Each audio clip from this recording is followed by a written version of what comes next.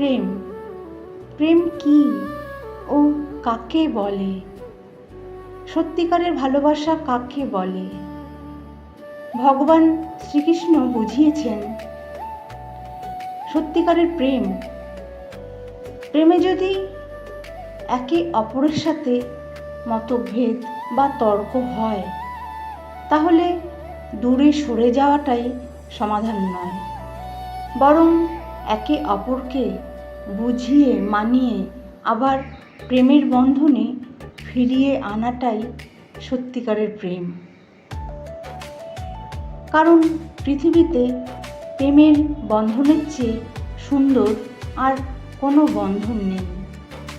তাই এই সম্পর্ক, এই ভালোবাসা, এই প্রেমকে যত্নে রাখো আর ভালোবেসে বলো রাধে রাধে।